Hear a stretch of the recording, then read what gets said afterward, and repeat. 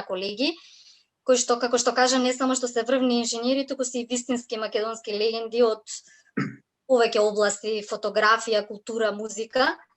Јас ќе се обидам да презентирам само мал дел од нашите заеднички активности, кои што се разбира дека се многу повеќе и како индивидуални, така и групни, но во интерес на времето ќе се фокусирам само на најдобрите и најбитните моменти на нашите спортски дружби и настапи. Сега за оваа цел подготвив една презентација која што ќе се обидам да го шернам екранот. Се надевам дека може да се види.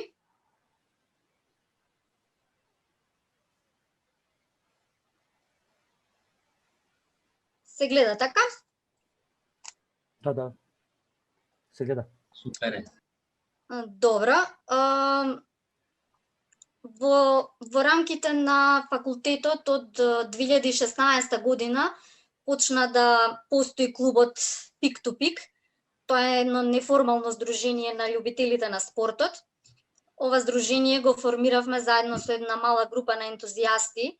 Тоа се присутните дел од колегите, значи колегата Томислав Шуминовски, колегата Живко Коколански и Томислав Карталов, не го видов дали е приклучен тој.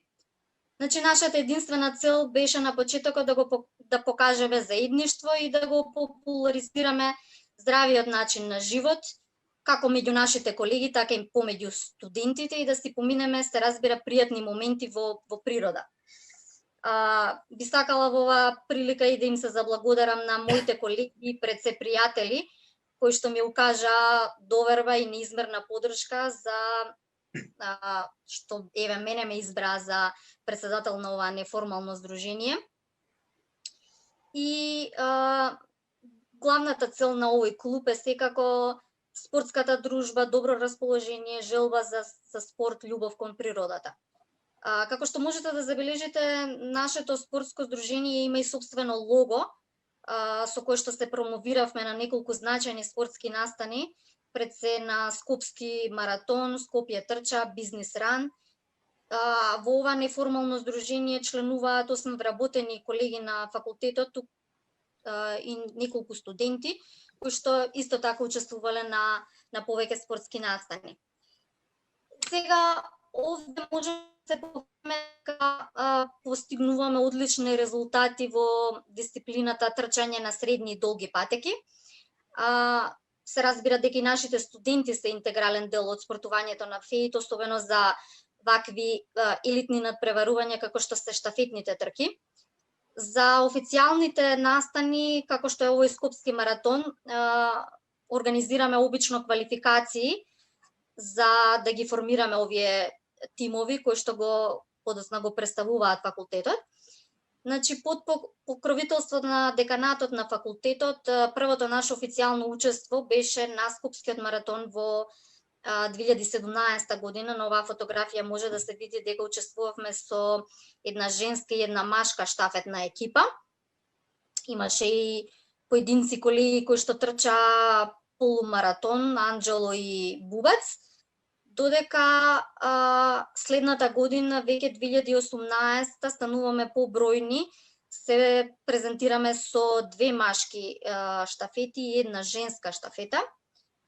2019 сме најбројни како тим, тука благодарение на колегата Живко Коколански кој што го промовираше рекреативниот спорт и тоа трчање на 5 километри, ќе кажам, значи дополнително уште неколку збора за оваа трка.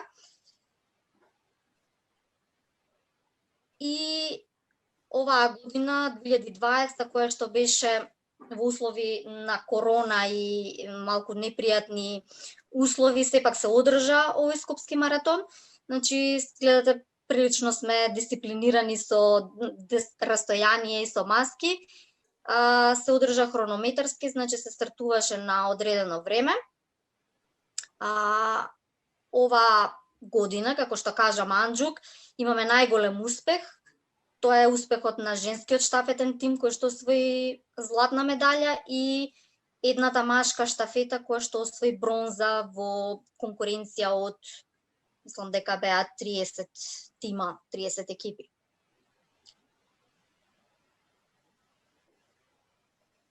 Сега ова се некои од нашите позначени успеси, значи како што можете да видите на слайдот, на Скопски маратон 2018 година,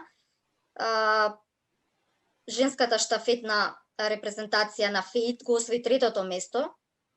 Можете да ги видите дел од колешките кои што учествуваа во овој тим. Значи, првата бронза ја земавме во 2018, подоцна следната година исто на Скопски маратон 2019 го освојуваме третото место исто во женскиот штафетен тим.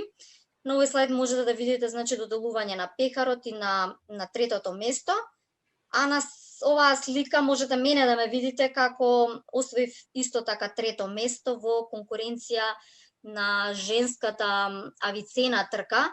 Ова беше освоено трето место во конкуренција над 40 години, значи почнав да освојувам награди во оваа конкуренција.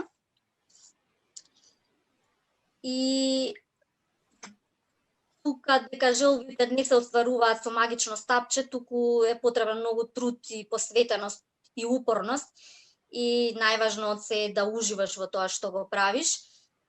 Е токму круна на успехот и мотив да се продолжи уште повеќе е ова освоено прво место на женскиот штафетен тим на ФЕИТ и третото освоено место на машката штафетна екипа, кое што ја составува колегата Шуминовски, значи како капитен на тимот, Игор Наумовски, Онур и Јован Костовски, додека колешките кои што зема златна медаља се Александра Златкова, таа е веќе дел од нашиот тим, значи колешка на, односно асистентка на деканот, Емилија Чона, Ања Крстевска и Сара Алексовска.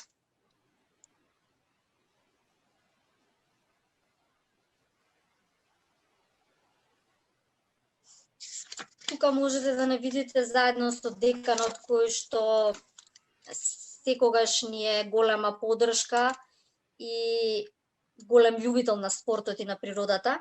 Значи, ФЕИТ секогаш материјално ни ги поддржува сите наши настапи, со тоа што ги плаќа нашите котизации. Гледате дека имаме изработено и знаме на ФЕИТ, на нашиот клуб Пик ту Пик, потоа друг репрезентативен материјал, ние му ветуваме на деканот дека достојно и гордо ќе го представуваме секогаш факултетот на сите настани и ќе се обидеме да дадеме се од себе да ја оправдаме неговата доверба.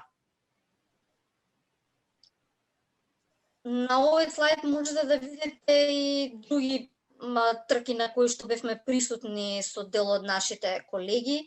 Значи, Скопје трча, тоа е една трка која што се организира исто така поддржана од Скопски маратон. Значи, овде се покажани колегите кои што го представуваат тимот на ФЕИТ 2019 година. Потоа традиционално трчаме на трката трчаме кон Целта. 2019 година имавме еден тим, додека оваа година малку побројни со 3 тима, еден машки, еден женски, еден мешан тим учествувавме на оваа трка. Овие трки, реков, се одржа со хронометарски стартување на одредено време. За жал во овие услови само тоа и беше дозволено. И на оваа слика сме заедно со колегите на една трка 2017 која што се нарекуваше бизнис трка, значи се трчаше штафета по четворица по 2 километри трчавме. А од неодамна со дел од моите колеги учествувавме и на неколку планински трки или трейл трки во поново време. Значи, овие трки се многу поразлични од оние на асфалт, бидејќи пределите по кои што тренираш и се одржуваат трките се навистина прекрасни, па едноставно не може да не се заљубиш во планинското трчање. И таму секој момент ви е прекрасен во текот на целата трка, колку и да е тешка, колку и да има висинска разлика, навистина е уживање да се трчаат овие трки. Значи, на сликите се прикажани дел од трките на кои што учествувавме. На едната сме со колегата Томислав Карталов на трката Водно-Матка трейл, која што беше одложена за жал од март 2020, се одржа јули 2020. Оваа трка беше со должина 26 километри и прилично голема елевација од 1800 метри. Со колешката Александра Златкова учествувавме на Охрид трейл. Таа беше исто така оваа година во септември. Оваа трка беше 18 ние што ја трчавме, 18 километри и 800 метри елевација. Јас учествував на уште неколку планински трки, на Битола трейл и Струмина трейл, исто така планинска трка која што се одржува во Штип. Реков, само ќе ги споменам, не можам сите да ги презентирам. Ова се дел од нашите планински тури, кои што се еден од примарните спортски активности на нашето друштво. Нашето друштво беше особено активно во летниот период 2017 година, кога и практично почнавме со овие планински тури. Само ќе кажам една статистика за присутните, дека во оваа година, значи во летниот период, само за 114 дена искачивме 19 врва со висини над 2000 метри. Се овде колегата Карталов помогна околу статистиката која што ја направивме. Просечната висина на искачените врвови беше 2489 метри, а просечен број на присутни учесници на сите овие искачувања беше 5,4 члена, што во конотација на активни членови на друштвото укажува на одличен одзив и посетеност на повеќето од турите. Значи, во 2018 година, исто така, една повторна статистика, евидентиравме околу 2000 часови спортски активности, во кои кумулативно остварени дистанции беа импресивни, значи над 6000 метри во дисциплина трчање и над 20.000 километри во велосипедизам. Тука би го поздравила колегата Томислав Шуминовски, кој што ни беше гостин на оваа тура на Луковски камен и на Радуч. Тоа беше летото 2019 година. Овде сме... Молам? Домаќин бил вика. Да. Овде сме на Рудока 2019 година, Црно езеро и Рудока, Тито врв 2017 и Сандакташ 2018. Тука се поголем дел од колегите на една спортска дружба на Крстот на Водно, значи Бубац, колегата Шуминовски заедно со студентите. Тоа е летото, предпоставувам, 2019. Овде сме на Големо езеро, на Пелистер, 2017 година, и оваа година една од поубавите тури беше Лешница на Штар планина. Тука малце имам грешка, една 2020 година. Значи, еден преубав предал. Многу актуелен сега меѓу планинарите и љубителите на планини, морам да признам. Да. И последната активност која што од неодамна мене ми стана пасија е планинскиот велосипедизам. Иако сум се уште почетник во овој спорт, после моето прво возење на Караџица, некако како да се пронајдов и тука и сватив дека награда за мојот напор после долгата тура се величествените гледки кои што следуваат и од кои што ти запира здивот. Ова е огромна благодарност до колегата Карталов, кој што заедно со останатите колеги ме навлекоа на овој спорт. И заедно се обидуваме да направиме промоција и на овој тип на спорт, значи велосипедизмот. Да го шириме духот и идејата за велосипедот како средство за дружење, спорт и забава.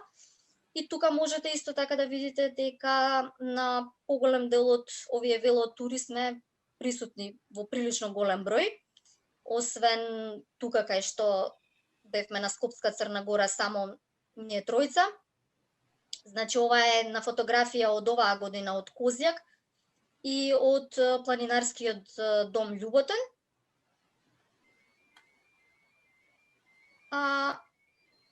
тука се издвоени исто така неколку фотографии од мојата прва поголема велотура на Караџица. Значи, оваа фотографија и ова е една од последните тури кои што реализиравме на пат кон Дивље. Тука Томислав Карталов не фатил во момент како возиме. На крај, јас се надевам дека не должев многу, би кажала дека нема дилема дека на ФЕИТ студираат и работат колеги кои посветуваат особено внимание на здрав живот и учествуваат на многу спортски манифестации, на кои лично се докажуваат, но и со гордост го представуваат факултетот и придонесуваат за зголемување на неговото реноме. И не е нескромно ако кажам дека најдобриот кадар и луѓе пред се излегува од тогашниот ЕТФ и денешен ФЕИТ и кои се докажуваат во многу области, како што се музиката, фотографијата, спортот. Навистина ми се полни душата што јас потекнувам од ова јато на инженери. И единствено нешто што ми останува во овие ненормални услови, за да останеме нормални, е пред се здравиот начин на живот, да се обидеме да поминеме што повеќе пријатни моменти во природа, да ги подобриме животните навики и да се обидеме да останеме среќни во ова депресивно време. Се надевам дека со овие наши навики сме успеале да допреме до многу наши колеги и дека ќе бидеме и сме пример и за нашите помлади колеги кои што се надевам дека ќе го продолжат нашето мото. Маре, ти благодарам за убавата презентација. Само едно Браво, Маре. За заинтересираните колеги кои што сака да се приклучат и надолу факултетот, дали имате некој контакт или некоја слична форма како би можеле да ве контактираат и да ви се приклучат во овие услови на корона, планинарењето и пешачењето се за најдобар начин да спортуваме нешто? Да, може да ни се приклучат, значи ние обично овие тури ги објавуваме во форма на повик, за тоа е задолжен колегата Томислав Карталов, обично ги објавуваме на нашите групи. Сега имаме на Facebook група Pick to Pick, сите што се заинтересирани може да се приклучат на оваа група, па тука можеме да ги објавуваме овие настани, некои вакви интересни тури кои што не се премногу заактивни, да речам, би можеле и помалку активните спортисти да ги посетат. Се разбира, имаме и некои тури кои што се со доста елевација, со доста километри и бараат и сигурно подобра физичка подготвеност. Добро, ние ќе споделиме вашата Facebook страна или веб страна на нашиот профил, уште нешто благодарам за убавата презентација. Јас би продолжи понатаму со уште еден наш врвен спортиста, колега Тони Кировски, кој што е електроинженер, вработен во ЕВН и освен секојдневните обврски во, како што преска неформалниот разговор кажа, една германска фирма со такви протоколи за работа. Он е многу активен во шахот. Бил првак на Македонија, коригираме нешто ако не сум добро излекувал податоците, интернационален мајстор во шах, фиде судија и шаховски тренер. Па сметам дека и шахот е еден вид на спорт кој што може да го практикуваме во овие новонастанати услови. Тони, повели. Почитувани колеги, пријатели, добро вечер и од мене. Во вашето представување мислам дека беше се окей, со тоа што јас за претходната година се стекнав и со највисоката светска титула во шаховско судење, значи покрај фиде судија сега сум интернационален шаховски судија, кој што на последните европски првенства бев главен судија на европското првенство во Братислава и на купот на европските шампиони во Порто Карас, во Грција и во Скопје минатата година на поединечното европско првенство. За разлика од мојата претходна соговорничка Маре Србиновска, мојата колешка, јас можеби малку повеќе време ќе се обидам да направам една презентација на шахот како спорт, а за моите почетоци само кратко би навел дека со шахот се занимавам од најраното детство, од 6-7 годишна возраст и во сите категории еден сум од ретките во Македонија, можеби единствен кој што се закитил со титулата пионерски првак на Македонија, двократен младински првак на Македонија и исто така во 1990 година, додека бев на електрофакултетот, станав и шампион на Македонија заедно со прославениот македонски шахист Јован Софревски, додека 1999 година ја освоив самостојна шампионската титула првак на Македонија и во неколку наврати учесник на репрезентацијата на Македонија на европските и светски првенства. Со особено задоволство ја прифатив оваа понуда и покана за учество на ова FEIT алумни заради сепак популаризација на шахот како една благородна вештина и на некој начин познати се придобивките за шахот и токму затоа ценам дека е корисно и во рамки на оваа пригода да се подсетиме на дел од нив. Сосема накусо би почнал со најмладите, децата кои низ игра учат на важност и почитување на правилата, комуникацијата за мирно решавање на проблемите, а шахот знаеме дека го поттикнува развојот на памтењето, концентрацијата, брзината на пресметување, визуелното представување, логиката на размислувањето и расудувањето и предонесува за развој на други воспитни и образовни придобивки. Ќе се задржам кратко само на една повеќегодишна студија во Алабама во САД, каде што укажува дека наставата по шах може да ја подобри работата и на учениците и на студентите, и тоа се должи на фактот што математиката и шахот имаат една заедничка компонента, а тоа е логиката. Односно, децата се многу подобро логички размислуваат кога играат шах. Но древната игра им помага и на наставниците, бидејќи шахот како наставна стратегија обезбедува едно позитивно и значајно искуство и за нив. Оваа пригода ќе искористам и за два импресивни примери, од кои едниот е од соседството е поврзан и со нашиот факултет. Кога во Хрватска пред неколку години шахот беше воведен како универзитетски предмет на електротехничкиот факултет во Осијек. И само во првата година за шахот како изборен предмет беа пријавени 44 студенти. Додека вториот пример е на универзитетот во Далас, каде што и ден денес има курсеви по шах, каде со години се занимаваат со научна студија за шахот како вештина, на едни алгоритамски техники и се што е поврзано со вештината на шахот. Идејата за курс на шах и компјутерски науки постои и на други факултети, кои што ги охрабруваат младите да играат повеќе шах, но и да ги развиваат своите компјутерски вештини преку алгоритми и решавање на шаковските проблеми.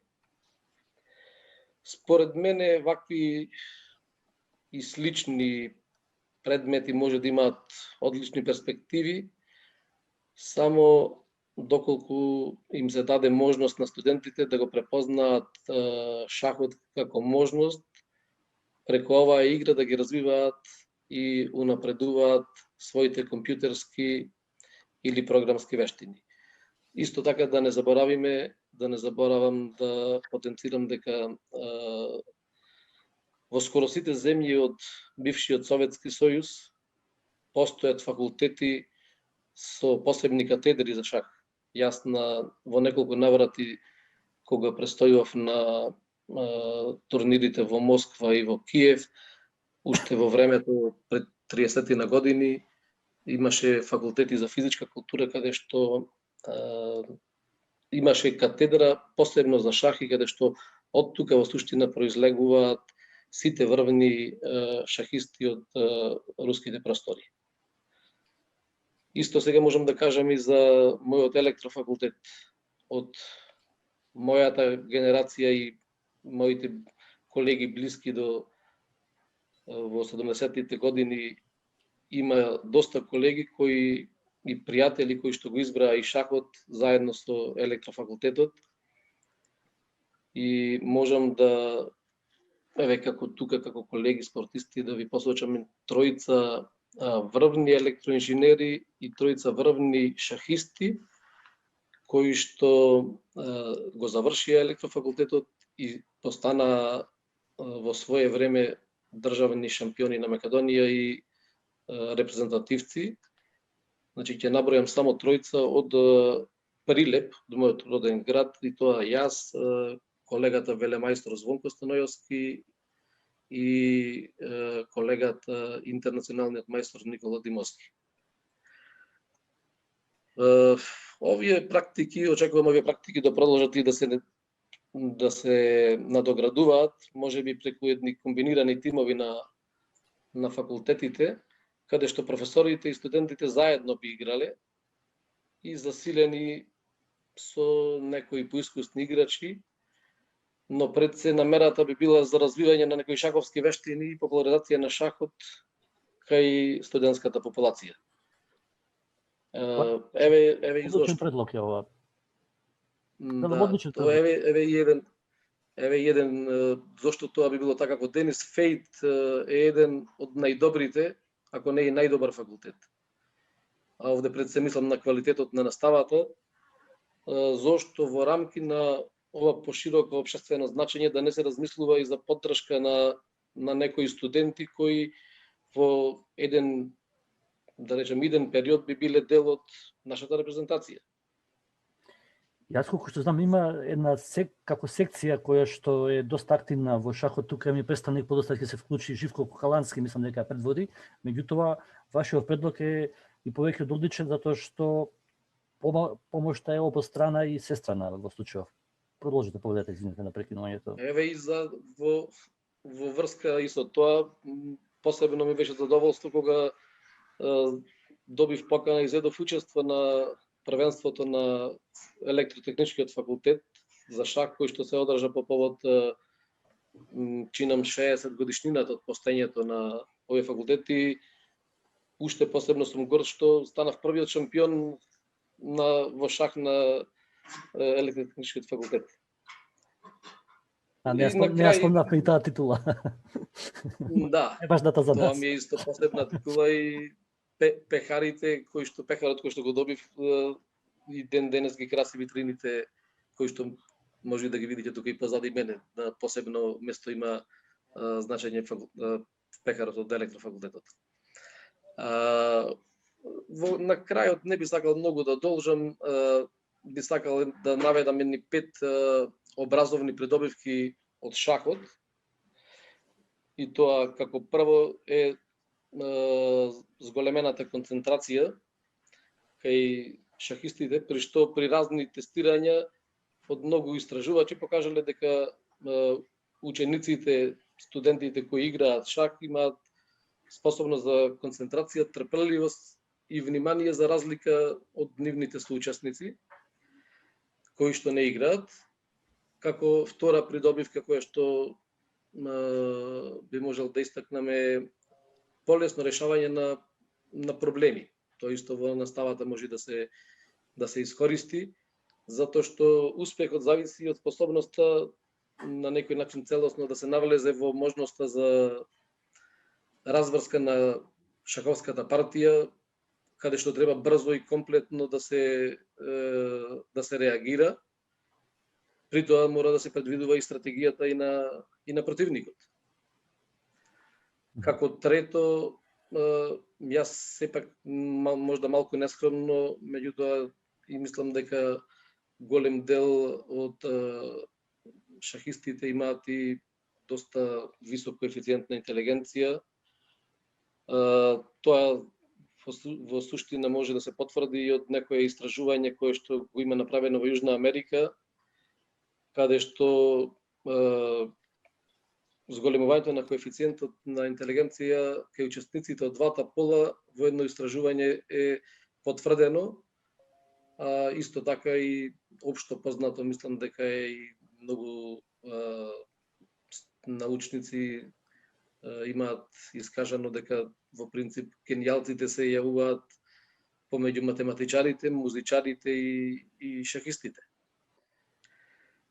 Како четврта придобивка од шахот е критично размислување и меморијата за учесниците, бидејќи еден успешен шахист нема само да ја анализира ситуацијата која што е пред него, туку се потпира и на претходните искуства и користи некои поинакви техники на меморирање од нешахистите. И како петто, мислам дека е исто така доста значајно донесување на конкретни, можеби, да речем, исправни одлуки, бидејќи да се донесат, способност да се донесе една добро осмислена стратегиска одлука под притисок се круцијални за успех во животот. И многумина веруваат дека оваа способност е есенцијална за добар успех и на испитите и на студентите, пошто покажал дека успехот на испитите се зголемува со играње на шах. Значи, како едно резиме, мислам дека во целина успешните шахисти имаат различна комбинација на овие неколку способности.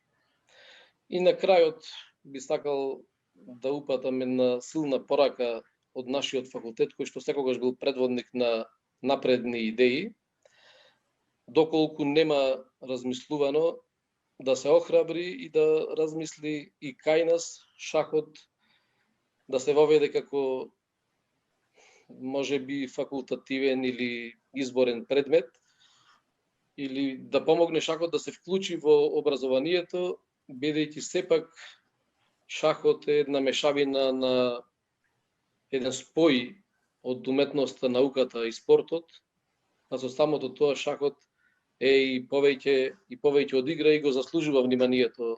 И со сите овие одлуки што ги спомнавте, се одлуки не само што требаат на студентите, него и на секој инженер, а и на секој, да кажеме, човек во денешно време во кое што живееме. Точно овие 5 работи можеби на моменти ни недостасуваат и еве една добра мотивација и за факултетот да размислиме за нешто вакво што го предлагате, а и воопшто за останатите сите да се занимаваат со шахот. И уште само едно кратко прашање, дали ви помогна електро во шахот или шахот во електро во тек на студирањето? Па тоа ми беше целта, значи јас да бидам искрен во моето студирање на електротехничкиот факултет имав голема помош и поддршка и од професорите и од кадарот и мислам дека имаше обостран допринес и на шахот во решавање на одредени проблеми на предметите на електротехничкиот факултет, меѓутоа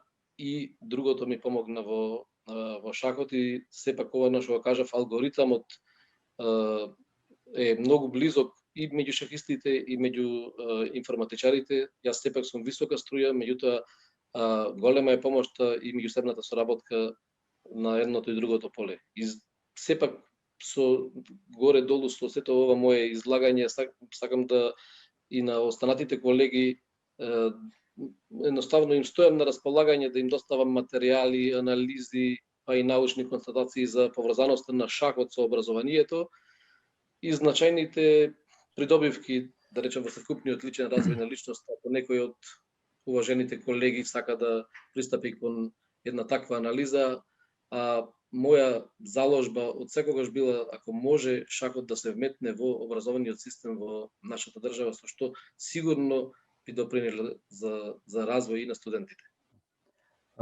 Тони, ти благодарам за презентацијата, за овие убави зборови. Јас само како еден мало резиме за шахот, тоа е една безбедна игра во овие услови на короната, може да се практикува и посакувам да ја дадеме шахмат на короната кога тогаш, а тоа да биде што е можно побрзо. Продолжуваме. Да, шахмат одма. Продолжуваме со уште еден спортиста кој што е завршен електроинженер, доктор по електротехнички науки, вработен во ОКТА, директор на одделот за стратешко планирање и развој, а ние го знаеме како врвен кошаркар, со чие учество во нашиот кошаркарски тим 91, 2, 3 растуравме по електријадите, по универзијадите, на спортските игри во Струга, на универзитетската лига. Колегата Ристо Јаневски, повели Ристов со твоето браќање. Добро вечер и од мене.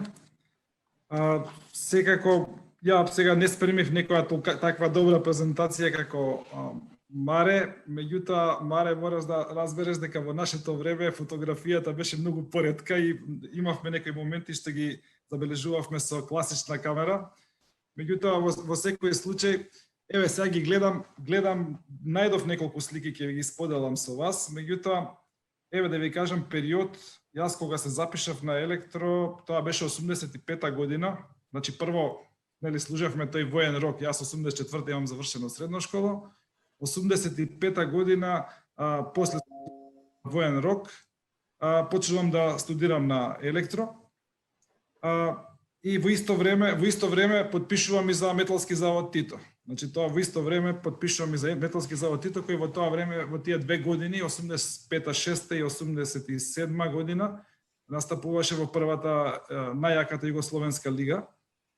И на некој начин беше голем предизвик, затоа што од прилика мојот ден изгледаше од 8 до 10 одам на предавање, од 10 до 11:30 е првиот тренинг од Сабајле, понатака се враќаш на факултет до кај 2 сат да завршат предавањата, после 2 сат некои лабораториски вежби имаше и нормално после тоа одиш на попладневен тренинг од 6 часот и се така поред, така да беше стварно, имаше многу откажувања за да може да се стигне сето тоа. Сепак, мора да се напомене дека постои голема разлика помеѓу единичните спортови и групните спортови. Единичните спортови можеш и сам да го организираш времето и да направиш и тренинг и на друг начин да се организираш. Групните спортови се малку поразлични, меѓутоа се наоѓаше време. И сега јас не би зборел многу за мојата кариера или за други работи, него еве баш за денеска и кога разговаравме со Тони, рековме ајде да споделиме некои спомени што беа тогаш пред 30 на години што се случува, дошто тогаш беше сосема некој друг начин на дружење. Фотографии имав јас проблем барајќи фотографии, не можам да најдам фотографии од вас. Не знам, ја не можам да најдам многу. Друго време изгледа. Да, друго време, еве да ви шернам само прво, еве и професорот Цветан, он сигурно не се сеќава на мене. Се сеќавам. Не многу, ама се сеќавам, да. Професоре, овака изгледав јас тогаш, кога бев на факултет, ако ме гледате се. Добре, супер. Значи, ова е разликата од 32 години. Сега, баш сакав да поделам со вас, да речеме, во тоа време се одржува така наречени електријади. Меѓутоа, на тие електријади на ниво на Југославија беа стварно еден убав настан, каде што да речеме младинските организации на електро, раководството на младинските организации, преку целата година се одржуваа состаноци со колегите од сите универзитети во бивша Југославија. И имаше стварно една добра организација и тоа безпрекарно функционираше, се одржуваа обично во месец мај и секогаш беа некаде на хрватското или на словенечкото крајбрежје. Да речеме, таа 91 година, ја највише би сакал за неја да поразговарам, затоа што 91 година ние како екипа учествувавме на последната електријада. Тоа беше последно дружење помеѓу бившите факултети. Нормално не беше само спорт, него на таа електријада наши колеги се се такмичија и освојуваа први места и во сите оние важни предмети, дали се работеше за математика, електротехника и ред други предмети. Се сеќавам дека имаше доста први места од Скопскиот електрофакултет. И во таа 91 година, тоа беше во месец април, ние како екипа учествувавме на таа електријада. Гледате тука некои слики од таа електријада. И можам да кажам дека тогаш во тоа време ние освоивме првото место на последната електријада. Инаку кошарката посебно како спорт, за разлика од другите спортови, во тоа време, да речам, сега денеска не е така. Во тоа време кошарката се сметаше за универзитетски спорт, така да имаше доста млади луѓе кои што студира на факултети и игра кошарка. На крајот на криштата и оние бивши југословенски репрезентативци сите на некои студирале по сите универзитети во бивша Југославија и затоа и беше... Исто, предпоставам сликиве се од мобилен направени, така? Не се од мобилен слики. Снимувани. Сликите се само скенирани со мобилен, иначе... Добро, се разбираме, ајде. Ова е во Врсар, и што сакав уште да ви кажам за Врсар, може би еве за помладите колеги, можете да замислите, во Врсар беше, секој факултет си имаше свој павилјон, секој павилјон си имаше свое озвучување и можете да, така да речеме, од бивша Југославија, од 7-8 универзитети, вие секоја вечер имавте 7-8 дружења, така наречени журки, каде што одевте од една журка на друга, каде што на една имавте рок-н-рол, на друга имавте поп, на трета имавте нешто друго. Меѓутоа беше едно прекрасно дружење меѓу сите колеги и не знам, мислам дека многу тешко е да најдам зборови да објаснам колку беше убаво и колку ни помогна тоа, да речеме, и во тие врски што ги остваривме со бивши колеги од бивша Југославија и понатака со некои се слушаме, соработуваме. Меѓутоа сепак едно друго време. И тогаш во таа година 91, како што ви кажав, го освоивме првото место, дека можете да видите и публиката колку беше. Се сеќавам тогаш, мислам дека за финалето нашите колеги има довлечкано звучници, огромни звучници околу теренот. Не знам од кај најдоа струја и како ги приклучија. Меѓутоа беше тоа настан со сите работи како што треба. Инаку освоивме првото место. Имам уште овие две слики, овдека што го гледате овој базен, ова е уствари мене кога ме фрлија со светрењерки од кога го освоивме првото место. Овдека на другата слика гледате некои од колегите од други факултети, од наши факултети, кај што ретка слика една од тој комплекс сме биле. Навистина едно прекрасно дружење. Сите жалевме кога тоа заврши. Можам да ви кажам дека април месец ние кога се враќавме со коли, се враќавме од Врсар, веќе во Сараево почнавме да ги гледаме тенковите низ тие шумичките што беа и веќе во јули месеца започна и војната и на тој начин на Југославија. Понатака кога заврши 91-ва, јас 91-ва како абсолвент отидов во Ираклис во Грција, како интернационалец направив една пауза од една година и пол-две и изиграв во Грција и потоа се вратив пак и сега ќе дојдам еве до оваа слика. Оваа слика ви е од 94-та година, 94-та мислам дека е. Ова е веќе екипата на електрофакултет која мислам дека 93-та на универзијадата веќе во Македонија се викаше универзијада. Во финалето мислам дека победивме нормално со машински факултет. Машински, да, 94-та е, да, во право си, 94-та година. 94-та. Да. Да, инаку машински нели во секоја област ни се наши жртви. Па така и беше. Инаку гледам и сега како што ја гледам сликата ми се враќаат спомените, многу од овие личности што се тука, не знам, некои може ќе се препознаат, многу од овие личности се врвни стручњаци во своите компании.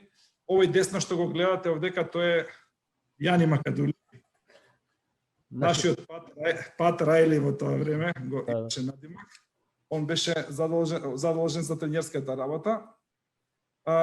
Имаше една анегдота следната година со економскиот факултет игравме, мислам, полуфинале или финале, така да судиите ни избркаа сите, останавме само 1-2 и утакмицата се прекина, па останавме, што се вика, и го изгубивме над преварот за тоа што немаше кој да доигра утакмицата. И така имаше доста работи што се случува во тоа време. Имаше и универзитетска лига за кошарка. Можам да ви кажам дека еве оваа лига гледате, јас сум овдека до Јани Макадули, јас имам висина 198 од околу 2 метра, гледате дека сме имале скоро 5 двометраши во екипа. Висока генерација беше таа. Висока генерација беше таа, да. Може да игра у денес на прва лига. Браво. Да беше стварно во можеби тоа што освоивме прво место претходните години на електријарите, во тие неколку години, јас колку што знам, во тие неколку години беше стварно бум со кошарката на електротехничкиот факултет. После тоа, кога завршивме, знам дека и тие надпревари на универзијади и тие дали се одржуваат, толку и тие замреа. И денеска не ги гледам овие работи и мислам дека не се ни одржуваат и навистина е штета дека овакви настани веќе не се случуваат. Инаку секогаш имам аргументи и секогаш се спорам со било кој што ги кажуваат како погрешна теза, кажуваат дека знаете електро мора да се учи, па нема време да се спортува. Мислам дека спортот само помага за што подобро да го истерате факултетот, затоа што на тој психички напор кој го имате, секогаш добро доаѓа и малку и физички напор. Во случајот кога се занимаваш професионално со тој спорт, малку е и потешко, меѓутоа се успева ако се има желба и волја за таа работа. Па добро, јас не би одземал повеќе од времето. Прашања можете да на крај, кога ќе завршат сите говорници, ќе отвориме подиумот за прашања. Јас само ти се заблагодарам што не врати во едни други убави времења, инаку други убави времења во секој случај. Само ова спомна, се уште одржуваш контакти со луѓето спортисти од бивша Југославија. Значи помага спортот, ми идејата помага за одржување на контакти кои што утре можат и во професионалната сфера да помогнат многу. А генерално како при изборот на оваа тема сакав да удриме аспект на спортот, бидејќи тој е потребен и во нашата струка инженерска, а посебно потребен во ова време со короната и еден начин да се справиме со здраво тело, да кажеме. Сега уште еднаш ти благодарам. Полека би преминал на оној друг дел од нашата тема, тоа е култура. А наш следен соговорник е можеби најдобриот фотограф што јас го познавам од нашиот факултет и воопшто во нашата држава, нескромно кажано, инаку инженер, професор редовен на нашиот факултет во пензија, се бави со арт фотографија преку 40 години, има 200 групни изложби до сега во земја и во странство, 15 самостојни изложби, добитник на брojни награди за фотографија, член на жирија, почесен член на Бугарската фотоакадемија, член на ЕЛЕМА, председател на Македонскиот фотосојуз, мајстор на фотографија, професорот Цветан. Поведете, професоре. Добро вечер на сите. Ме радува што и повозрасни, да не речам стари, може да бидат вклучени во едно вакво пријатно окружување. Се надам дека ме слушате, затоа што во почетокот имавме малку проблем со врските. Одлично. Јаневски, Кировски претходно и Марија Србиновска ме подсетија малку на младите години или на помладите години или на времето кога студирав, и добро е што тоа што го споменаја претходните говорници. Би сакал да го потсетам и Тони Кировски, кој кажа за некоја врска меѓу шахот, студиите и така натака, да го подсетам дека традиционално на електротехничкиот факултет сме имале добра врска со шахот. 1972 година беше светската шаховска олимпијада која се одржуваше во Скопје.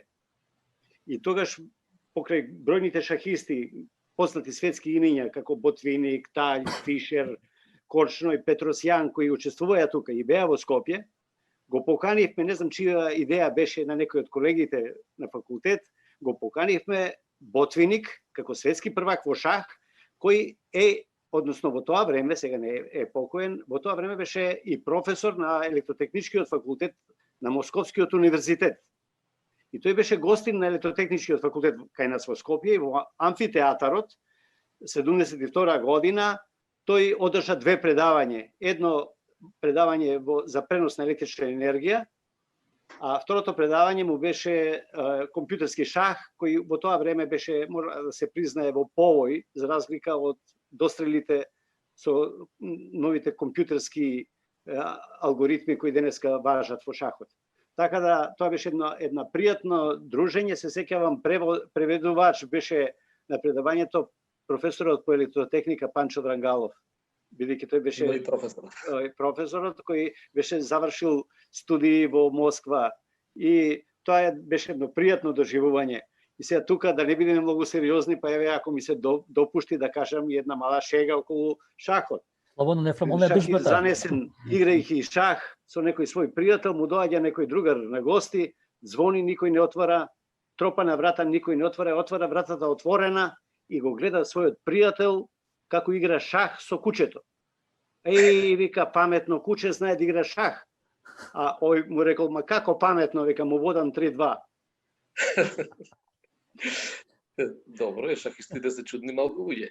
Така, сега, бидејќи јас не бев повикан за шах, а ги спомнав Јаневски и Кировски, да споменам и Маре Србиновска, која ме подсети на планинарањето и да кажам дека уште и како студента и предходно, па скоро да нема планина во обкружувањето на која не сум бил. Од Треглав, Олимп, Мусала, Кораб, Титоврв, за илустрација само на Маре ова важи. 12 пати си имам качено на 2474 метри надморска височина на Титоврв. Добро, но јас не бев повикан за тоа, иначе Има спорт... Маре ќе се качи на. Има време за Маре, да. Има време, така е, Владо. Иначе да се пофалам исто, кога веќе станува збор за спортот, а го поддржувам тоа што рече Јаневски, дека спортот е оплеменува и ги олеснува студирањата и така натака. Иначе во младоста бев падобранен, се бавев со падобранство. Имам преку 80 скокови направено. Меѓутоа тоа е ништо во споредба со професорот Драган Михајловски на информатика, се сеќавате на него? Да, Драган. Тој имаше преку 800 скокови, така да покрај тоа ја него ни споменувам тоа многу. Но јас вечерва сум повикан овде да зборувам за фотографијата, уште како вработен на факултетот, пред да бидам асистент, работев на факултетот во лабораторијата за електроника и бев член во клубот Елема, кој името за овие помлади наши колеги, името Елема доаѓа од почетните букви на електротехничкиот и ЕЛЕ и машинскиот МА факултет, бидејќи во тоа време факултетот беше еден ист, електромашински факултет. Клубот во почетокот се бавеше затоа што во тоа време нели технологијата немаше, да речеме, скенери, копир апарати и така натака. Скрипти и книги правевме преку снимање со фотографски апарат. Се преснимуваја ретки книги и учебници, па потоа ги копиравме на фотохартија, ги шиевме со конец и така натака и на тој начин се снаоѓавме за ретки книги. Подоцна една група на фотографи талентирани и така натака, меѓу кои учествуваја и, како што рече Јаневски, на тие електријади, меѓу нив, да речеме, Владо Дамјановски, Милјан Илјовски, Боро Рудич и така натака, кои имаше на сите тие електријади, имаше покрај активностите во спорт, во знаење и така натака, имаше и во фотографија, беше фотографијата застапена и со голем успех на нашите представници на фотоклубот Елема се закитуваја со признанија и така натака, и тоа на рамниште на цела Југославија. Освен ова, потоа е негдека во раните 70 години една млада талентирана генерација на фотографи, арт фотографи, направивме една врска, тогаш јас бев претседател на клубот и направивме една врска со еден клуб од Германија. Тоа е Нирнбергскиот фотоклуб кој во времето кога фотографијата славеше 150 години од појавата на фотографијата, тие веќе имаја традиција клубска од 100 и нешто години. Ние бевме нивни гости, направивме неколку изложби таму и на клубот и поединечно, а наши фотографии беа пренесени во едно еминентно списание кое ја третираше подблиску проблематиката на арт фотографијата, списанието Минолта Шпигел, во кој се објавија фотографии од нашиот клуб од Елема. Сега да не задржувам многу, мислам, би сакал уште да кажам дека столбот на современата македонска фотографија може да се каже на некој начин со аргументи дека е фотоклубот Елема од електротехничкиот и машинскиот факултет, подоцна од електротехничкиот факултет, и да речеме само како илустрација или како податок ќе кажам и тоа дека трите највисоки звања во фотографијата, пандан како што е во шахот интернационални мајстори и така натака, и во фотографијата има мајстори на фотографијата и моментално во Македонија има 3 мајстори на фотографија. Тоа е, значи, покрај мене, тука е и Боро Рудиш и Владо Арсовски, сите електроинженери, сите од електротехничкиот факултет и така натака. Во Светската федерација на фотографска уметност го носам и звањето екселенција на Светската федерација на фотографска уметност и тоа е највисоко звање кое може да се добие во фотографијата, иако мислам дека е како професор по мерења, мерливите величини се само физички величини за кои важи законот за собирање и законот за еднаквост. Но сега да не држиме предавање, тоа во фотографијата, како и во другите визуелни уметности, не може да се оценува, односно тоа не е мерлива величина па да се мери на тој начин. Но затоа има некои мерливи параметри по кои се класифицираат и на кои се заснива рейтингот кој го добива секој автор. Така, например, како рейтингот во тенисот или рейтинг во шахот, така и во фотографијата се стекнува рейтинг врз основа на учество на меѓународни компетитивни изложби кои се под различни жирирани и кои се во различни држави. Тие критериуми се доста строги и не лесно се остваруваат тие критериуми и токму поради тоа и објаснувањето дека имаме 3 мајстори на фотографија, да речеме, и еден ефиап со звање во Светската федерација, затоа што тоа бара многу трпеливост, многу време, многу работа, многу успеси, учество во многу држави, со, како што реков веќе, примање на фотографиите на различни компетитивни салони и вреднувани од различни жирија. Тоа би било отприлика се што би сакал да ви кажам. Иначе, да речеме, фотоклубот Елема во понеделник, овој понеделник во 20 часот во Кочарацин, бившиот поштар Слобода, нели, таму има галерија една мала, ке има свој приказ, односно изложба Денови на македонската фотографија. И тоа е еден интересен настан кој дури во овие прилики може, запазувајќи ги овие протоколите за против ова корона, да биде видена изложбата. Малкумина, уште на крајот е ризикувам да бидам досаден, па затоа ќе скратам на некој начин. Фотографијата, дури има и упатени во фотографијата, не ја гледаат, не ја раздвојуваат креативната фотографија, да речеме, од евокативната фотографија, од информативната, социјалната и така натака. Ние го употребуваме терминот уметничка фотографија за да направиме јасна дистинкција меѓу категориите кои претходно ги споменав и арт фотографијата за која говорам сега. Значи, фотографијата е практички слика, најчесто на хартија или платно, која не е насликана со четка и со бои, туку со светлина, користејќи го техничкото помагало фотографскиот апарат. Значи, светлината е неопходна за создавање на фотографија. Некој ќе рече, па добро, таа е неопходна и за било која друга визуелна уметност. Но единствено во фотографијата светлината има двојна улога. Таа е предмет на обликување и средство со кое се обликува. Значи, со светлината се создава фотографијата и светлината е потребна за да се види создадената фотографија. Многу фотографии светски, на светско рамниште, со кои контактирам и така натака се електроинженери. Благодарам, професоре. Само едно кратко прашање. Спомнавте дека сте во фаза на подготовка на книга за фотографијата и за фотографија. Докаде Да. книгата и која ќе догледа светлината на денот? Да, благодарам што ме подсетивте. Припремата на книгата е готова. Се работи за еден обемен материјал селектирано од моето фотографско творештво, околу 100 црно-бели фотографии и исто толку фотографии во боја, со краток текст еден на мое видување, мое гледање на фотографијата и се надевам дека ќе го види светлото на денот, иако не би рекол дека има многу заинтересирани кои би помогнале да се отпечати книгата, но јас ќе направам се да таа го види светлото на денот. Ние ќе проследиме информацијата до Фет алумни, па може би ќе се најде некој заинтересиран завршен инженер кој што е на некоја подобра позиција да го помогне издавањето на книгата. Тоа би било добро. Тоа би било добро. Ви посакувам уште многу фотографии и ведар дух и добро здравје. А уште еден човек што се бави со Само ако може уште една реченица. Во март месец требаше да имам изложба во Кранј, во Словенија, и 70 големо форматни фотографии се испратени таму.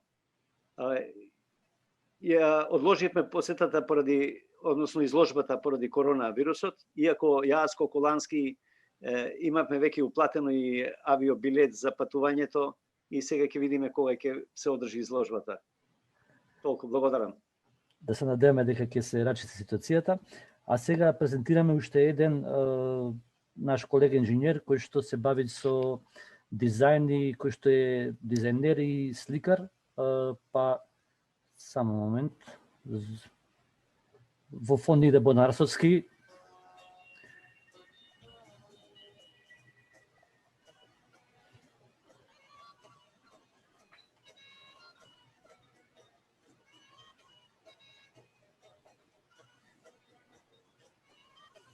И Бонарсовски електроген. И Бонарсовски електроген. Видиш ли?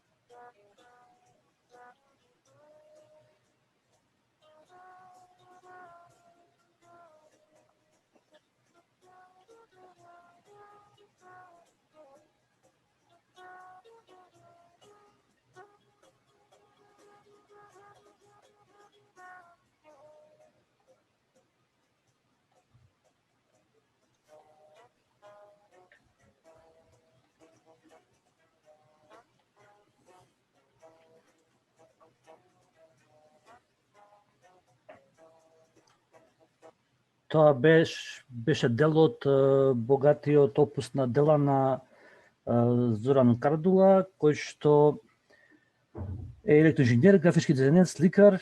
Има издадена и книга Гуши Бац со илустрации од неговата ќерка Ерато и учествува на повеќе изложби и е доста успешен во тоа што го работи. А сега преминуваме на повторно на свет музиката, од културата, тоа е поврзано со музиката и ги имаме тука двајца наши драги колеги. Ќе почнеме со први Никола Николов, електроинженер, вработен во 42 Динамик, софтвер фирма, бивши член на Баклава, на План Б, графички дизајнер. Никола, повели. Фала. Благодарам. Ја ќе се обидам да бидам кус и ќе почнам од малце од една друга перспектива можеби, а тоа е од една студентска перспектива. Индекс 95-та, ако некој го интересира. Мислам дека за сева што збориме е многу важно да се има и личен, приватен интерес за било што да ви работи, дали за музика, дали за спорт, дали за уметност генерално. И на електротехничкиот факултет, барем јас додека студирав таму, имаше премногу студенти кои навистина беа заинтересирани за некоја од овие работи, па може би не практицирала музика или спорт или било каква уметност, но биле заинтересирани. Па така имаме дури големи познавачи на музиката од нашите бивши студенти. Да се извинувам, само една стика од твојот период во баклава. Да, тука сум тој најлев. Да. И се лично јас сум посетил музичко училиште како пред да запишам на технички факултет, имам таму освоено некои награди по такмичење, тогаш живеев во Војводина. Додека одев на факултет, посетував и курсеви кај Тони Китановски, он е многу познат джез гитарист наш. Додека студирав, имав барем 2 бенда кои постоја, План Б и Баклава. Колегите се занимава и беа членови на разни други бендови. Можеш, Манџо, како сакаш таа сликата што ти пратив на чат да ја пуштиш исто. Да. Тоа е една најава за некој концерт што сме го имале своевремено и забава на електротехничкиот факултет. Ние сме свирале по тие забави често.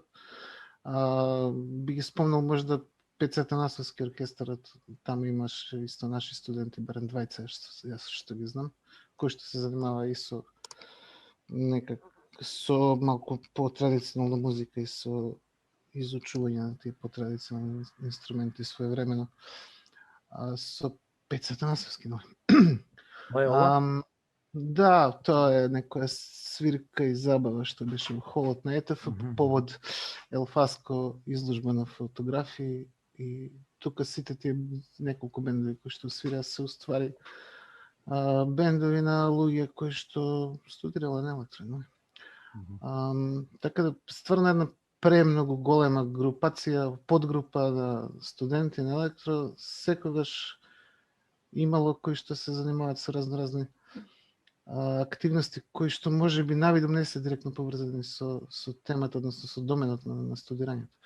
И тоа е многу интересна една работа, затоа што не само луѓе што практицирале нешто, него и кои што биле заинтересирани, се групирале некако во тој социјалниот живот, факултетски, као студенти, така голем дел од нив поминале низ Елфаско, низ Елема, например Дејан Колевски, исто наш колега, фотограф, мислам дека беше во Елема своевремено, ден денес има изложби по фотографија. Не сум сигурен дали е Елема, а меѓутоа да не сгрешам. Дури јас во некој момент бев на курс по фотографија. Проби се одржувале у Барака 5. Имало куп бендови кои што свирале и одржувале проби во Барака 5. Познатата Барака 5 на сите нас. Да, тоа така полулегално, ама ете, никој не се бунеше за дигање бучава, за среќа. И тоа се некои два аспекти. Од една страна имаме некаков приватен интерес за работи кои што не се во доменот на студирањето директно. Од друга страна има некаков социјален живот кој што секогаш постоел на електротехничкиот факултет, не знам која е моментална ситуација. И од трета страна имаше своевремено, барем во мојот живот на електротехничкиот факултет, и луѓе кои што академски директно се занимаваа со некои од овие аспекти за кои што збориме. Например, јас иако немав доволно добри оценки да се запишам на магистарски студии, бев менториран од професор Драган Михайлов, баш затоа што имав интерес за музика и се обидувавме уште тогаш да ги споиме некако тие две работи. Па мојата дипломска беше на тема фрактална музика, софтверски алгоритми кои што генерираат фрактална музика. На постдипломските студии, кои што за жал никогаш ги немам совршено, меѓутоа Никогаш не е доцна. никогаш не е доцна, се разбира. На постдипломските студии се занимававме тие неколку предмети кои што ги имам и слушам и положено. Се занимававме со графичка визуализација на податоци, во овој случај беа музички податоци, односно фајлови кои што содржат некаков тонски запис. Тоа беше една тема која што академски исто се обидовме да ја покриеме. Друга тема која што исто интересна беше кај професорката Пречинкова се обидовме да направиме некаков поглед на темата се викаше математика во музиката на Бах, прилично амбициозно.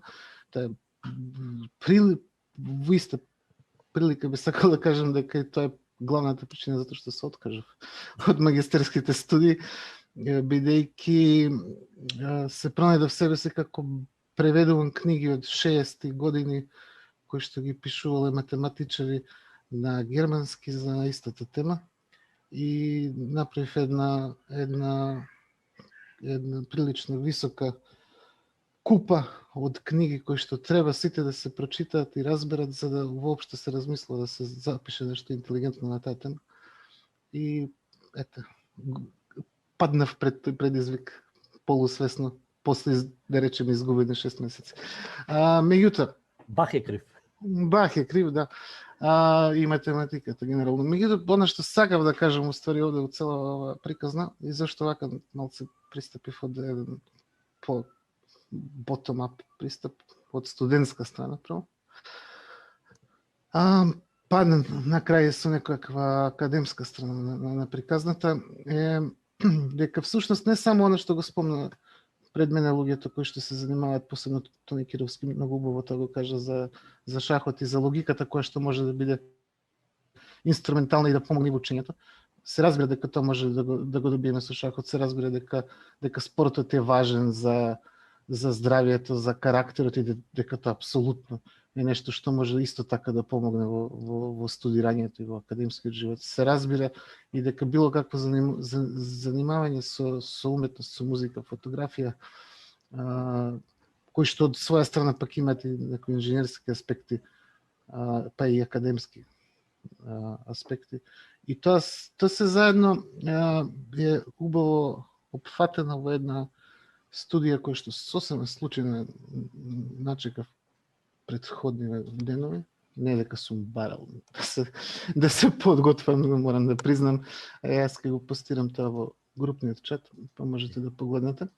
И тоа е една студија која што е прилично скратена и банализирана верзија на резултатите. Од прилика сака да каже дека креативноста, генерално гледано креативност и способност за креативност е многу слична кај луѓето кои што се занимаваат со STEM кариери, значи Science, Technology, Engineering, Mathematics, и кај луѓето што се занимаваат со уметност. Да се биде креативен таму, не е тоа е малце повеќе од проста смисла за логика. Меѓутоа таму да се биде креативен значи да се соочуваш со некакви проблеми кои што можеби не се во домен на еден формален аксиоматски систем, како што тоа можеби би бил шахот.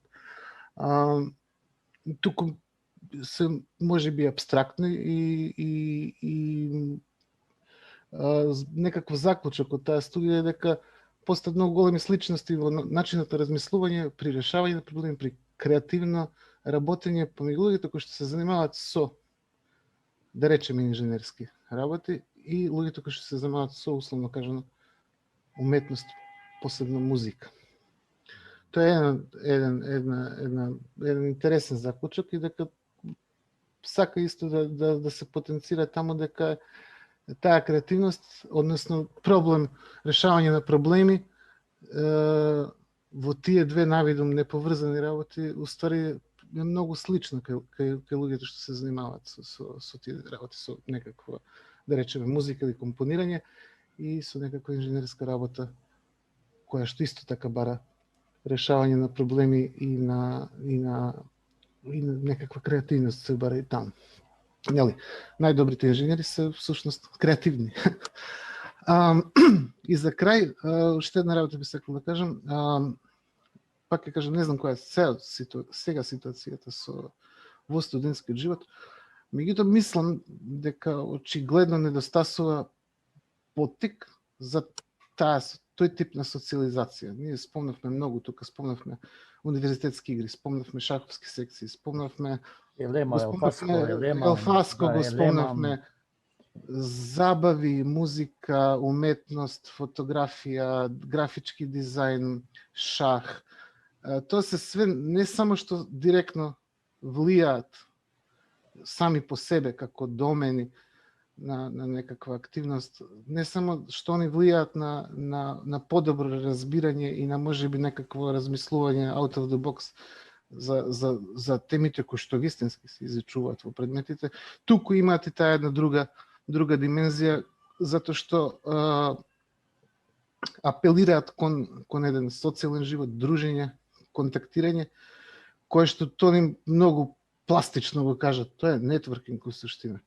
Значи, ја стварно мислам дека човекот по природа е социјално суштество и дека му треба Добра тема. Тој контакт. Да, добра тема начина. Јас година дена колку што сум на факултетот, колку што од нив пола година што ги гледам младиве, новиве колеги, колешки, новите генерации, некако друг е мајндсетот, друго е размислувањето, можеби други се времињата, меѓутоа она социализација што по која што бевме ние многу познати како електрофакултет од мојата генерација, вашите генерации, дека што сме сите присутни, а сме неколку генерации, денеска е многу поразлична и тоа е интересна тема за анализа на што се должи тоа. Тоа се некои поинакви генерации кои што каде што можеби тој директен контакт преку дружење не е толку изразен. Меѓутоа, стварно верувам дека и тие, и знам доста помлади колеги од компанијата каде што сега работам, фирмата која што претходно сум работел, дека повторно има стварно една широка палета на интереси кај студентите. Тоа треба да се мотивира и да се помогне некако тука. Факултетите од своја страна можат да го отворат тој простор, шаховска секција, фотографија, да се даде простори, алатки за да се работи. Зашто да не е простор за свирење, зашто да не е простор за било каква друга активност, зашто да не се очигледно еден факултет, нели, како една ласта, не може све да смени наеднаш, меѓутоа зашто да нема интерни турнири по кошарка, например. И така натаму. И тука натаму има милион тука, нели, идеи, јас само сакав да можеби да пробам да апелирам. Не стварно ќе кажам, можеби грешам, можеби делумно тие работи постојат. Очигледно не сум веќе студент, не сум запознан и ретко и се појавувам натака. Меѓутоа, оно што сум го видел кај помлади колеги кои што ги имаме по компанији каде што работиме, тие сите приватни интереси за музика, за уметност, за логика, за шах, па дури за графички дизајн, се уште постојат. Значи, тоа не е. Можеби генерациите се малку по-тврди за директна комуникација, меѓутоа можеби треба да им се пристапи преку нивните канали за комуникација. Значи, можеби не е доволно да ставиме памфлет во хол, можеби треба да ги најдеме каде се они вистински, на кои дигитални медиуми живеат уствари. На која платформа се? Да, па да, и тоа чак се менува секој пар години. Ние јас веќе се рачунам во постари, се уште користиме Facebook. Да, а они се веќе на нешто. Ужас. Да, они сега не знам имат други апликации кои што не ми се познати. Али не се, ете тоа од мене, благодарам што ме сослушавте. И благодарам Никола на овој аспект од друг агол гледање на работите од оној студентски агол или од агол на еден инженер. И јас би го поканал Доријан Јовановиќ, наш колега електроинженер, кој што моментално работи како IT при Факултетот за ликовни уметности, член на String Forces, Axitomic, Chalgia Sound System. Има изработена и музика за филмови, Девојче до соки бричиња, епизодист, доста активен во музичките води и Доријан повели. Добар вечер. Ти ви кажи. Фала за поканата. Нема да се трудам да зборам литературно, еднака не зборам литературно.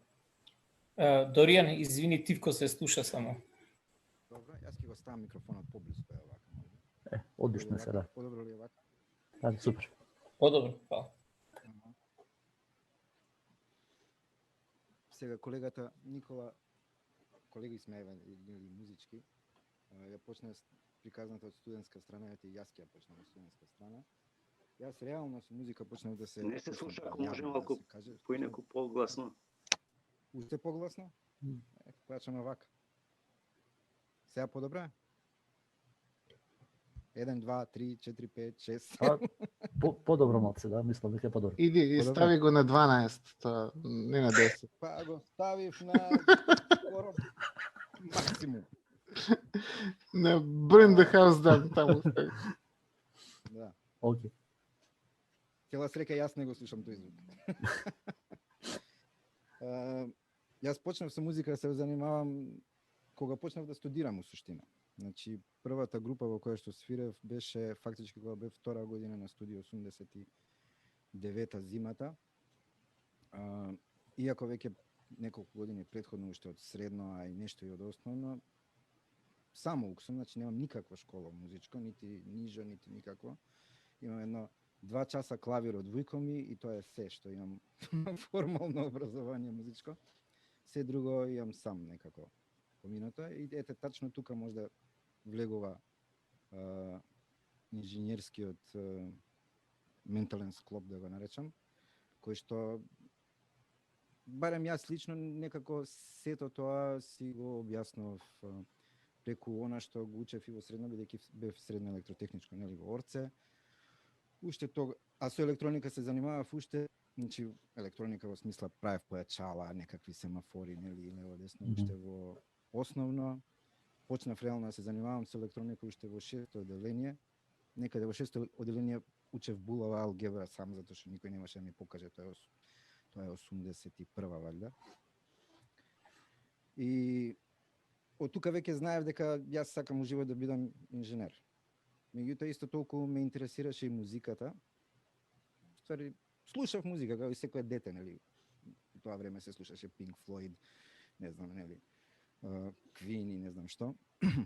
И меѓутоа мене музиката ме заинтересира од другата страна, од страната на снимањето музика, што исто така се спојува со електроникава, нели? И тука треба одма да кажем, јас сум информатичар по образование, меѓутоа електроничар по душа. Цел живот остана да ми биде тоа пасија некако. Иако во текот на моите студии електроника имавме прилично, нели, како предмети, така што го добив она што барем малци беше доволно да можам да се занимавам и понатаму со тоа. А информатика студирав затоа што ми изгледаше дека е тоа поперспективно во тој момент кога беше одлуката, нели, во трети семестар дали да студирам, дали да продолжам информатика или да се префрлам на електроника. И така завршив информатика, дипломирав на бази на податоци кај професорот Давтев. Заедно со него работев во електростопанство на еден проект што се викаше КИСОЕС, што мислам дека после заедно со Трајчичарот Науковски. И не знам што се случи после со тоа, веројатно кога се тоа се раздели на ЕВН, ЕЛМ, лево десно, кој знае кај заврши. Како и да е. Значи, јас во текот на средното школа почнав со тоа снимање, со неколку кастофони, магнетофони, лево десно да правам. И сега немав кого да снимам, морав нешто да почнам сам да свирам колку толку. Инспиративно. Така гитара да свирам, полека. Како? Инспиративно викам, да. Да, за да имам што да снимам, барем да се научам нешто ја. Така почнав гитара да свирам. И после некое време више тоа стана сериозно дека свирам, се префрлив на бас затоа што басот ми беше поинтересен. И фрецас, нели, без прагови, како што и колегата Бодан свири.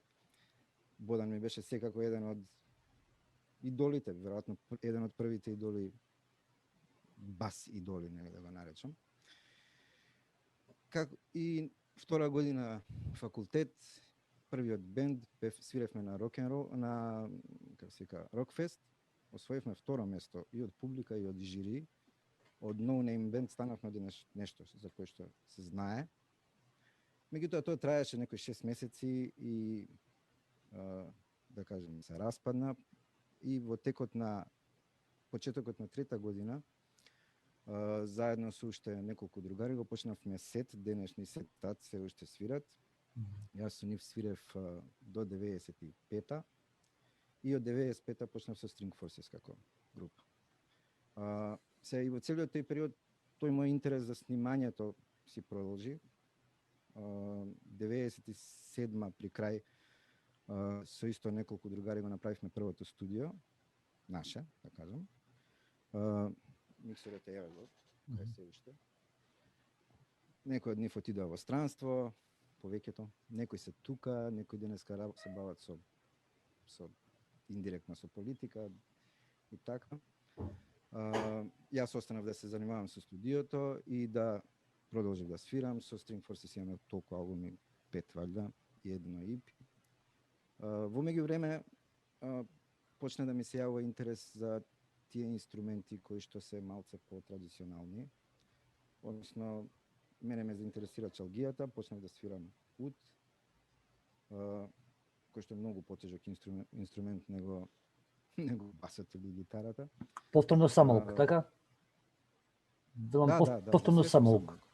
Добро, сега за утот веќе има километража, па си малце поспремен, меѓутоа имав една кратка школа со еден муџе од Палестина кој што живее во Соединетите Американски држави, се вика Симон Шахин, кај него бев на едномесечна школа, курс некаков, на кој што искрено прилично научив не само за утот, него воопшто за музиката и посебно за блискоисточната музика. И тоа, како кажам, тоа прилично ми помогна. Јас, бидејќи сум само ук, например, нотите никогаш ништо не ми биле. Знам да ги читам теоретски, меѓутоа никогаш не ми биле нешто значајно, нели. Музиката сум ја памтел, не сум пишувал. И кога бев кај тој професор, се беше со ноти и јас останував по цела ноќ, ги пишував нотите во програм за ноти, за да ми ги отсвири, за да јас можам да отсвирам тоа што треба да го отсвирам. Оти вака со читање, ја тоа не може да го разберам. И на крај научив ноти со ќерка ми. Она почна музичко, јас со неа научив ноти, конечно да читам ноти, да може да се разбереме со луѓе. Ете тоа е во кратко, да кажеме. Она што го кажав на почеток, нели, математиката, например, и физиката, нормално, и музиката се прилично блиски, иако тоа нели на прв момент као не е. Мислам, ако мене ме праша, тоа е иста ствар. Јас во почетокот, кога почнав да свирам, веќе знаев, нели, фреквенции, херци, периоди, не знам, звук, она што сме учеле по фика. И ми беше многу тешко сега. Тоа време, нели, немаше интернет, книги се наоѓа, само тие што можеш да ги најдеш по продавници, нели, немаше да читаш по разноразни вебови. И ми беше, нели, сега учиш нота до, ре, ми, лево, десно. Која е фреквенцијата на тоната? Зашто е тоа сега до и така? Сето тоа ме тераше да јас музиката ја учам така, уствари, низ физиката на феноменот звук. И сето тоа мене некако ми се спојуваше со логиката која што имаме како, нели, што ја стекнуваме како инженери за тоа структурирање на знаењето, структурирање на времето, па дури и композициите кога ги правиме. Мене тоа одма ми се структурира у глава, гледам дека колеги што ми се баш музички образовани, они имаат малце по мораш да се работи по-пластично да им ги објасниш. Не можат така апстрактно да го разберат као ние, да кажеме. Мислам, таа моќ за апстрактно размислување, мислам дека што ја стекнуваме ние како инженери е многу блиска до музиката и мислам дека затоа не прави нас инженерите подобни да бидеме музичари. Сега, добро, има тука нели некој да сака човек, да има колку толку нели уво. Мада сите тие работи мислам да се учат со време, посебно ако се почне од мали нозе. Немам тука чепна слика. Не ми е тука, дома ми е тука. Радо би го покажал. Белја. Која е разликата помеѓу традиционалниот инструмент што го спомна утот на пример и овие електронски, да ги кажеме, наводници инструменти, како синтезајзерот е вака едно смешно прашање можеби, меѓутоа дали има некоја разлика и допирни точки бидејќи потекнуваат од различно време, а произведуваат тон. Ушто кажав сега? Па сега, нели сум генерално има голема разлика, иако суштински е исто, нели? Тоа е кутија што прави звук, утот е една кутија со жици ставени, имаме осцилатор, имаме резонатор и тоа е тоа. Слично е и кај електронските инструменти, само што се нели по тие, како кажам, како блокови се нели по раздвоени, нели кај синтезајзерот имаме баш осцилатори, па имаме филтри, па имаме моделирање на енвелопа лево десно и сето тоа заедно на крај го прави звукот. Вака гледано во суштина тоа е исто, меѓутоа разликата нели има модуларни сајзери кои што не се врзани со директно баш со клавиатура, така што не се врзани конкретно со одреден начин на штимање. Оти кај утоти, например, другите гудачки инструменти, една битна работа е тачно тоа што тие не се како клави, нели наштимани со точни фреквенции, него тонот е поместлив, така да кажам, адаптабилен. Можеме да се адаптираме спрема изведбата во даден момент, па кој како свири, па по него се адаптираме. Да, тоа бара на одреден начин малце по истрениран слух. Ама јас лично, иако интересот ми тргна исто така од синтезајзери, од таму почнав, уште и кога почнав да се бавам со електроника. Меѓутоа, убавината на кога тонот го создавате директно, тоа е малце не можам да го споредам никако.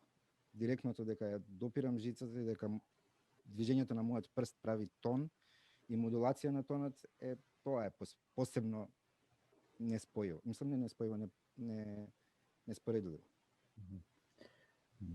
Добре. Не би имал да кажам. Ја не би должен нешто повеќе.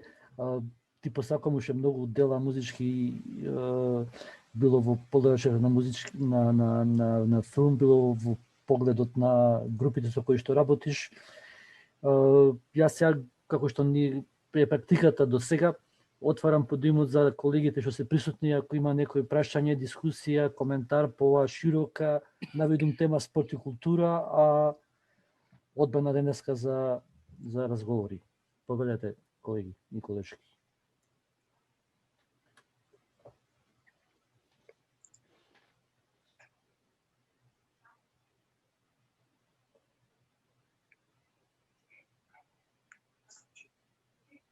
Ако може јас да се вклучам.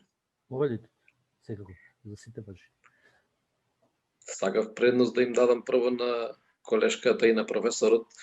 Меѓутоа, она што го спомна во моето излагање и дискусијата, добро е да се размисли електрофакултетот да оформи една шаховска екипа, сигурно бидејќи познавајќи ги нашите врвни шахисти во нашата држава, мислам дека најголемиот број на шахисти се произлезени од електротехничкиот факултет и мислам дека би имале екипа која што би била за почит на државно ниво. да не речем дека може би била и државен првак, доколку сите наши колеги би се собрали во една екипа. Ова е добар предлог. Па макар и последен да бидам, ќе се зачленам. Благодарам, професоре. Одма ве земаме во екипата. Сигурно, ама нема да ве обрукам. Не, во никој случај, не се сомневаме. Сега да искористам приликава, Тони. Вика, некој шахист познат, отишол на некој турнир требало да оди, и со воз требало да престои во едно мало градче, каде треба да фати друг воз за врска со местото кај што треба да патува, кај што е турнирот. И таму пред селската кооперација, пред селскиот дуќан играле шах. И он вика, може ли ја да играм? Вика, може. И изгубил.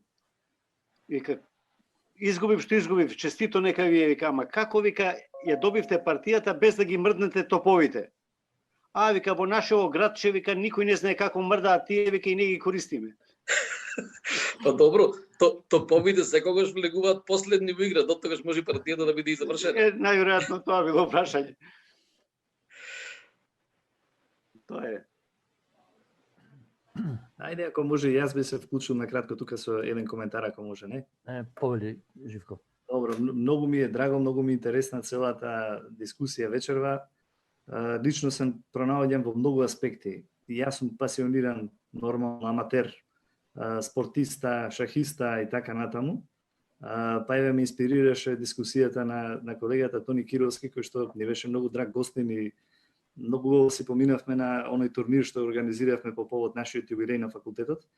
Ние и од тогаш, не знам дали се примети, на самиот турнир, меѓутоа и од тогаш на наваму сме активни во тој смисол. Малку пандемијата ни ги расипа плановите, меѓутоа оваа година до таму отидовме што тој некој интерен наш шаховски клуб, се разбере интерен, кој што го промовиравме пред студентите, дојде до голем одзив. Да речеме, од прилика 30 на студенти веќе кои што активно вака играат шах, дел од нив имаат и FIDE рейтинг, се пријавија на некој плейоф што ние го направивме за учество на Универзитетската лига. И избравме 5 студенти, од кои што 30 имаат FIDE рейтинг, така да имавме големи очекувања веќе на Универзитетската лига и понатаму, така да во позадина се случуваат овие работи. Овие средби се многу добри за таа работа, подршка, например, еве од вакви истакнати шахисти и така натаму секогаш ни треба. Во таква нека организација, подигнување на духот, на интересот и сето тоа, така да еве ќе си земеме слобода да во иднина ве контактираме, направиме нешто заеднички и го промовираме шахот. Меѓутоа, чисто сакав да дополнам дека барем еве што станува збор за шахот, дека се случуваат многу работи на фет пред се околу студентите. Меѓутоа, меѓу нив еве се наоѓа и по некој професор како наш, што исто така се уште сака шах, така, друштвена добра игра, партиципираме еве со професорот Цветан Гавровски, имаме долго дербиш кој што трае и се уште ќе трае. Добро е што од прилика за сега е нерешено, ремие.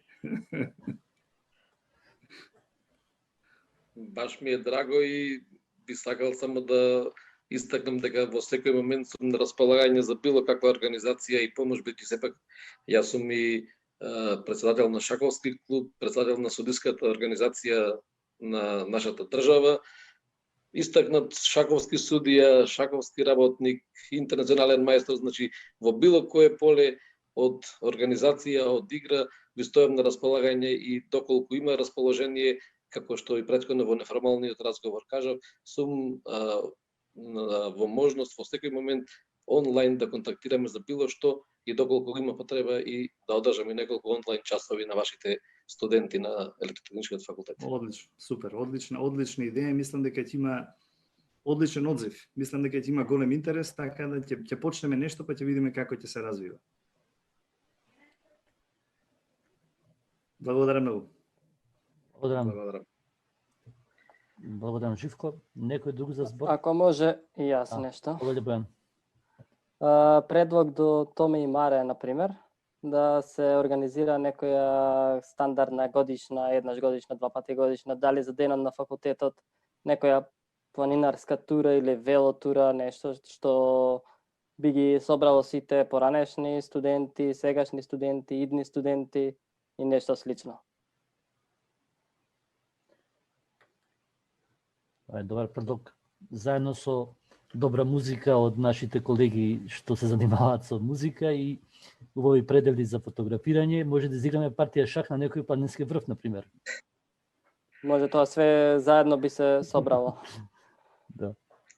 Шах на високо ниво. Да, да. Ако може и јас да се јавам за збор. Повели. Тони? Повели. Другиот. Да. На Манџук му кажувам, да.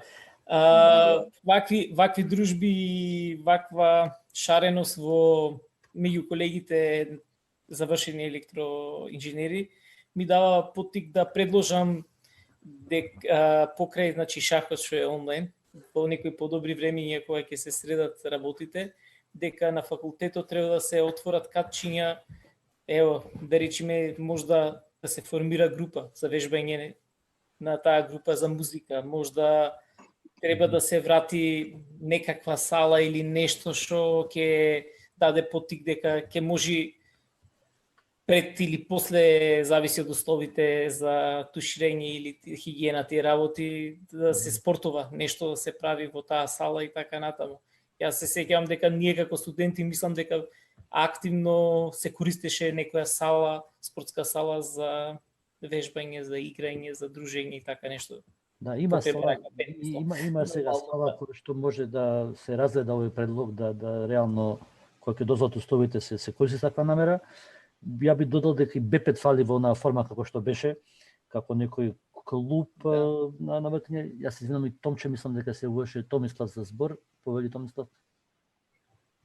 Да.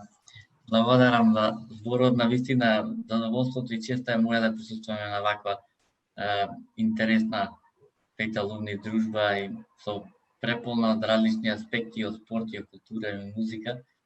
И не знам на вистина што попрво да издвојам. Пријатно сум изненаден. И да, тоа што го рече Климент, би го поддржал и останатите колеги, колегата Кировски за шахот Коголански. Можам да кажам, професорите и професорката од медења се опасни. Тука нема конкуренција, ама секој по нешто ќе придонесе. И да вистина благодарам и за одличната ево презентација и неколку пати ме спомнат од колешката Маре. Да вистина ме трогна и некој пат кога ќе гледам вака спомените сликите се вика и ваму бевме ние. Да вистина беше позади тие слики има низа на спомени кои што не може да се презентираат и премалку е тоа време. А веројатно и останатите колеги кои што ги презентира нештата па и на сликите во доловијќиот момент дека остануваат некои нешта кои што се памтат за секогаш и кои што инспирираат не само нас, не инспирираат туку и идни генерации. А на колегата Манески би рекол да ние честопати организираме. Нажалост на крајот остануваме со 5,4 партиципиенти на тура.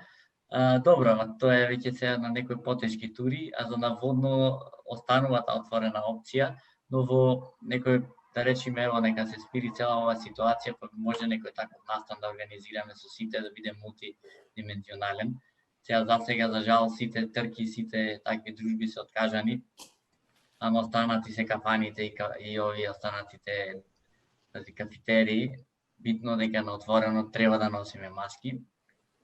И нормално ќе си пазиме ние мерките, но во некоја посветла иднина, се надеваме напролет, ќе може на таква тура да се организира помасовна, мислам, и да може да има повик, без кој што никој нема да биде загрозен ничио здравје. Се разбира, сега дури да имаме протоколи, па некој ќе рече, па вие се гушкавте таму, кога се сликавте, дали дишевте, дали не дишевте. Затоа ќе чекаме некој помирно време, а иначе такви тури навистина фалат и дружби од секаков вид, дали тоа ќе биде шах, дали ќе биде некоја концерт, дали ќе биде некоја планинарска или спортска дружба. Самото тоа се осети ова година колку ни недостига и колку многу луѓе почна баш напротив да спортуваат, што мене ме радува и да се занимаваат со овакви низа на интересни спортови.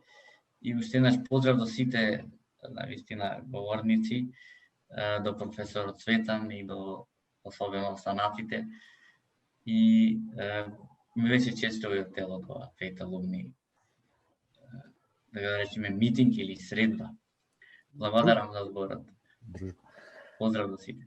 Многу се насмеав. Предходните години ќе соберевме стомаков и не дишевме кога се сликаме, а сега заради казна. Тоа е тема за друга дилема.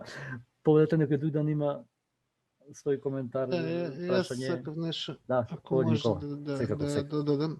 Една од работите што во поканата ти ги спомна, да цитирам, ширината на електроинженерите. Оки се да не бидеме сватен буквално, некој од нас се малку широк, да, тоа е факат. Но покрај овие работи за кои што зборевме денес, значи спорт, култура и тие теми, и тока некои работи не ги спомнавме. Сите знаеме дека Тони Манџуковски се занимава активно во културата долг низ година. Меѓутоа има и работи каде што можеме професионално да се вклучиме. Се актуелен еден пример, повтор линк во чатот ќе пуштам. Ова е еден проект за пратење на податоци за COVID-19 ширењето во Македонија. Таму има голем дел од екипата се луѓе кои што имаат завршен електротехнички факултет своевремено. Се обидуваме тоа да го работиме професионално. Има професионални епидемиолози кои што изработуваат епидемиолошки модели и кои што исто така може да се пронајдат на сајтот. Ние информатичарите помагаме во прибирање и визуализација на податоци. Ние има таму неколку алумни од Fate исто. Така да тоа е исто интересен еден аспект, можеби не впаѓа во директно во темата која што постави Тони. Меѓутоа Паѓа. И како паѓа во темата. Една и од ширина, нели, сакаме да бидеме активни во разни сфери. Ова конкретно во овој проект сите работиме про боно, значи нема буквално никој не го финансира, тоа е се базирано на најдобар ефорт на луѓето кои што работат на проектот. Така да тоа е еден можеби малку хуманистички пристап од инженерска страна, која што мислам дека е длабоко вкоренета во еден хуманистички концепт кој што постои многу одамна. Можеби вредно да се спомене, така да погледнете го, можеби ќе ви даде малку подобар увид во тековните состојби за кои што така на маргиниве од Собиров беа споменати неколку пати. Фала. Ништо, јас само кратко размислувајќи за оваа тема, можеби се неспојливи работи спортот и културата, но од друга страна се спојливи. Прво сакав да дадеме на една слика дека електроинженерите не се само по бројките и по уредите, него знаат и нешто пошироко да гледаат од тоа. Второ, актуелна ситуација која што не притиска страшно, сакале да признаеме или не ковидот, изразот на некој начин е во спортувањето и во културата, во слободната мисла, да некако ставиме брана на сето на во кое што сме во некоја пресија, сите ние ставени на некој начин и го живееме ова веќе пола година, изгледа уште подолго време ќе го живееме. Некој друг нешто поведете? Ако нема никој друг, јас само две работи би сакал да се заблагодарам на Маре, на Ристо, на Тони, на Небојша, на Владимир Гок, на Зоги Карадула, на професорот Цветан, на Доријан, на Никола. Поздравот ви го пренесов од Ружица Ивица Брчиовски и од Бодан Арсовски, кои што беа спречени од оправдани приватни причини да не дружат вечева. Што да кажам, чувајте се. И Никола Тесла, еден се викаше така, познат, знаете кој е многу добра шега, сака да направам неуспешна. Значи, покрај другото, спортувал гимнастика и ја сакал поезијата. Од неговите дела има само една сочувана, па еве ко за крај, ако не сте ја виделе, би сакал да ја споделам со вас, а ако сте ја виделе,